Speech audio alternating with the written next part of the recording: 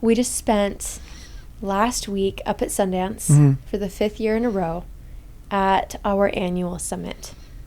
What is the summit?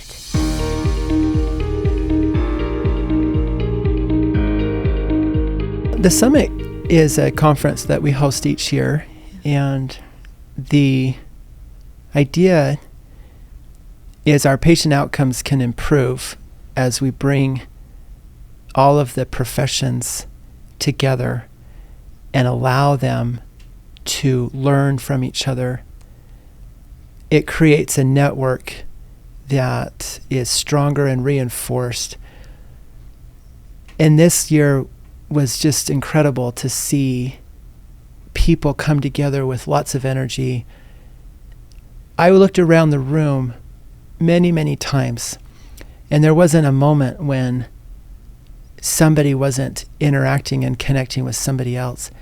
And in many and most of the instances, this wasn't just a person in one practice talking to the other person in their practice.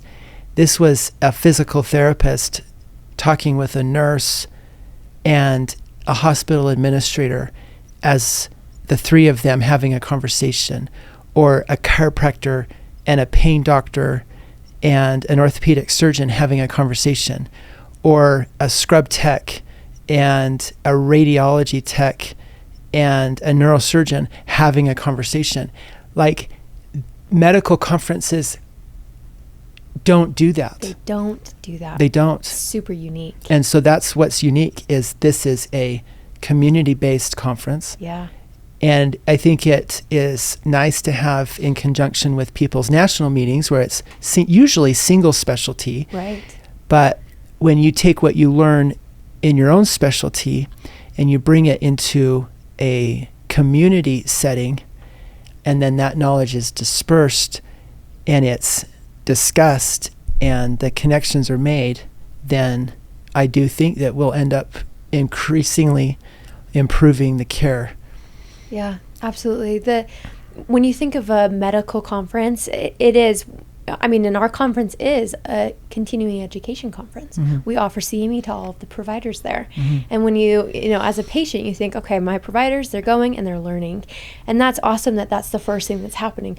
But really, the most important thing that's happening for our providers there is that connection, that genuine connection that's happening between all of our providers on a multidisciplinary level. It's incredible to watch. And I think as a community here in Utah, we are so lucky that it's happening. And to know what's happening is incredible.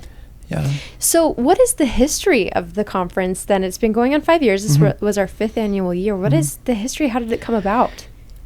So Summit was started in the end of 2019. Right. And then we ran into COVID after about 4 months, which was hard. It was hard. And my dad really had a vision for things. He had a career in business and tech. He did a conference in network marketing that still exists today, and it was originated at Sundance.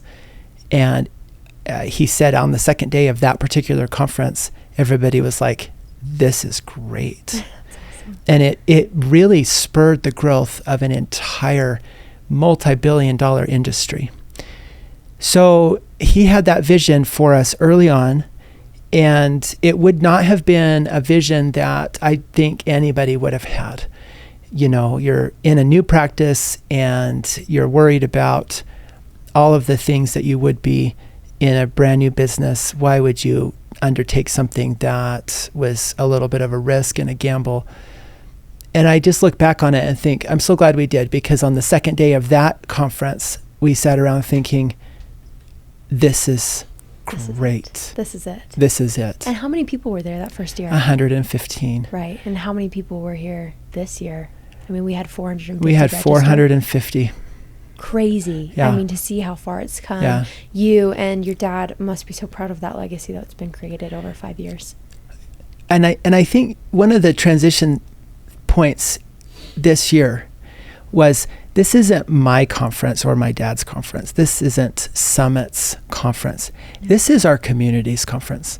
This is a conference that allows our community a mechanism for deliberate practice every year, every week, to get incrementally better. Absolutely. And I love that. It's beautiful. I mean, we had 43 presenters this year throughout our community from all different hospital associations, from all different practices, specialties. I mean, specialties or even practices that our patients might think are competing. We work together. We're presenting to each other. We have multiple docs of the same specialty presenting back to back, and it's so fun to see that camaraderie. One of the things that was better this year, and has gotten better every single year, is the quality of the presentations. And I thought that these presentations were off the charts good. Some of the things that were said and messages given are things that are recorded, and I personally am planning to go back and watch all of them because they were that good. Well, people that were at the conference already who had seen it, all of the content, keep asking, when can I watch this again? And then people that couldn't make it either one of the days or even multiple days are so excited to go back and be able to watch that material. For example, we had a wonderful literature review asking the question, what is the true evidence for saunas and ice baths? Right. And it was so good. And you're like, well, it actually doesn't help with this, even though some people say it does, but it really does help with this. Right. And you walked away thinking, oh man, I know how to answer that question for my patients. And as a patient, I know what my choice is going to be in that regard. And then you had other talks given, like Francis on greatness and humility and listening. And that would be a message that all of us benefit from. Absolutely. And then you have the other side of things that was very much a technical medical explanation of the SI joint that turned into a memorable and funny and informational that Eric Freeman just knocked out of the park. Absolutely. I mean, nobody is going to forget that the SI joint is the mullet of the spine. It has two different parts and it just works, you know? It's awesome. Like, what a message. Right.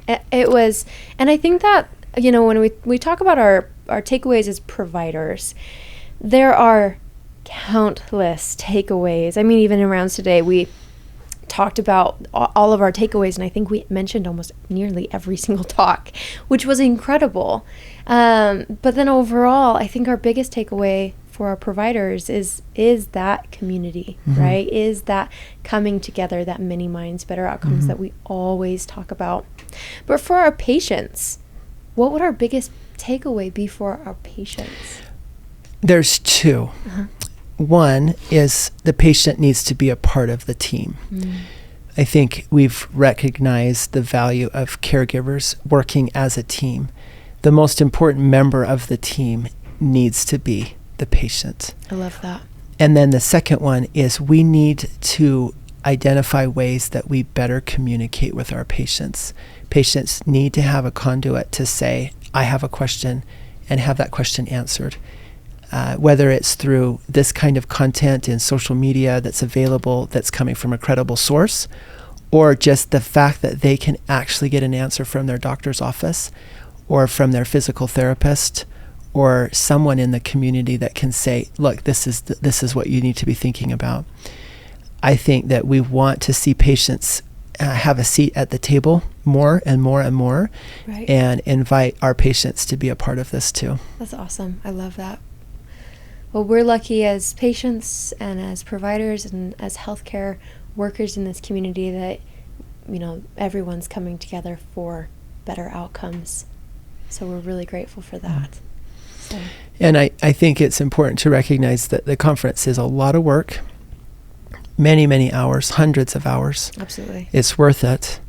And we're so grateful that Amelia does a lot of the work. And we're so grateful that we have physician champions like yourself at the very initial start, and now so many physician champions on year 5 Yeah. to keep this going, because it We would wanna not keep it be, going.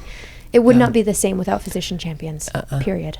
And to have the support for it means a lot to us. The exhibitors were so good, so gracious. And, Absolutely. And some companies would say, well, this is not strictly going to be a great return on investment for us. And it maybe not. We think it probably will be, actually. But either way, they were supportive, made it possible. I think we can find enduring ways to keep this going. But you just did an incredible job. We did an incredible job. We did a good job. Always so lucky to be on a team that wants what's best for the patient. Yeah. It makes it so easy. And Dallin's in the room with us, even though he's not on camera, and he usually isn't on camera. But one of the things we did is he interviewed caregivers throughout the conference by the lake. Yeah. And the recital hall. And one thing I'm excited to do is go back and hear what they said. Oh, I can't wait. Because one of the things that we implemented this year were videos that we created throughout the last year of all of our community providers coming together, helping hands, caregivers coming together to talk about certain things, right? And it was so fun to see so many faces. We had almost 100 people on screen. In addition to the 43 that actually spoke. In addition to the 43 that spoke, it was incredible to watch our community come together, not only physically, but also digitally, which I think is huge for our education. So we're so lucky. Thanks, Dallin. Thank you. Thanks, Dr. Edwards. Yep. September 11th through 13th. See you next year. 2025.